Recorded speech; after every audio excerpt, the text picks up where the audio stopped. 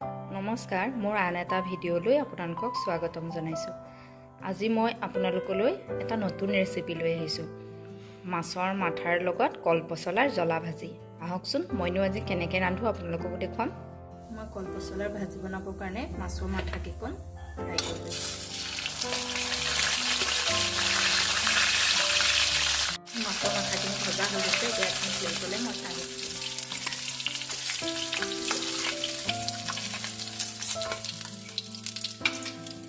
ৰৈ যোৱা তেলখিনিতে মই এতিয়া 2টা পিঁয়াজ আৰু 3টা শুকান জলকীয়া 2 কিলো তেজপাত দি লৈছোঁ।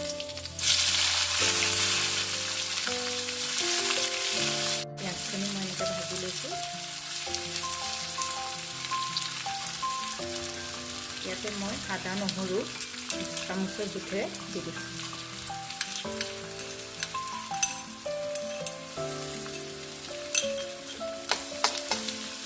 আদা নহৰু কেঁচা গোন্ধ যোৱালৈকে মই ভাজি দিছোঁ। মই আদা নহৰু পিঁয়াজ ভজা হৈ গৈছে। ইয়াতে মই এতিয়া মচুৰ দাইল কেইটামান মই 1 ঘণ্টামানৰ কাৰণে তিয়াই থৈছিলোঁ, সেয়া দি দিছোঁ।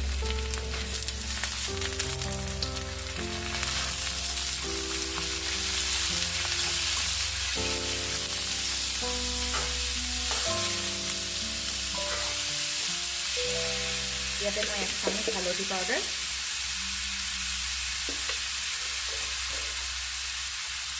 1 চামুচ মিট মছলা,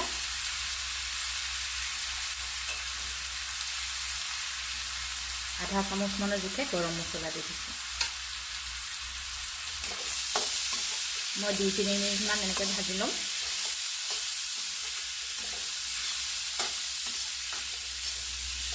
মই ইয়াতে অকণমান নিমখ দিম। নিমখটো আপোনালোকৰ আন্দাজমতে দিব।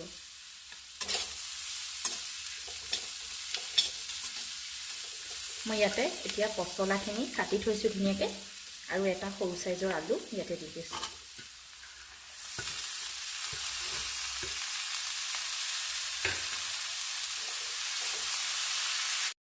মই এতিয়া 5 মিনিটমানৰ কাৰণে ঢাকি থ'ম।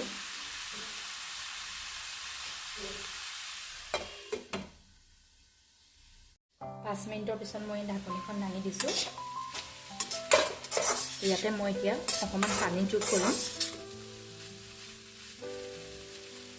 পচলা ভাজি সকলোৱে বনাব জানে, কিন্তু মইনো কেনেকৈ বনাইছোঁ আজি আপোনালোক তাকেহে অকণমান দেখুৱাব খুজিছোঁ।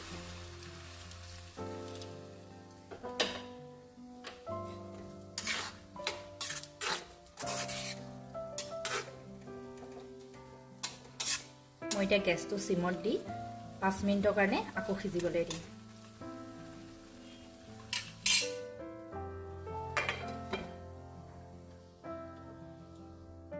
মই 5 মিনিটৰ পিছত ঢাকনিখন দাঙি দিছোঁ। কলপচলা অকণমান সিজিবলৈ লৈছে। মই এতিয়া ইয়াতে ভাজি থোৱা মাছৰ মাথাকেইখন দি দিম।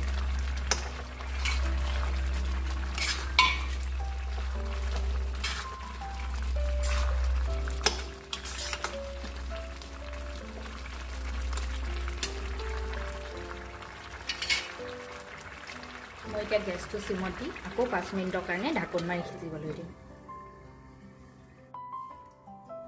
5 মিনিটৰ পিছত মই ঢাকনিখন দাঙি দিছোঁ।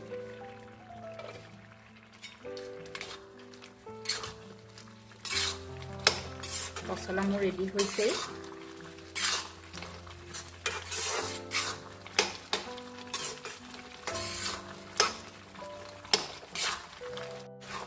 পচলা ভাজি মোৰ ৰেডি হৈ গৈছে।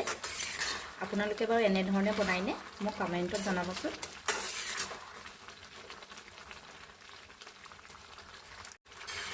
পচলা ভাজি মোৰ ৰেডি হৈ গৈছে।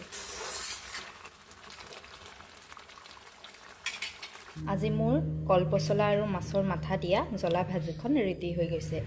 যদি মোৰ ভিডিঅ'টো চাই ভাল পালে লাইক কৰিব, কমেণ্ট কৰিব, শ্বেয়াৰ কৰিব। যিসকলে এতিয়াও মোৰ চেনেলটো ছাবস্ক্ৰাইব কৰা নাই, প্লিজ চেনেলটো ছাবস্ক্ৰাইব কৰি ল'ব।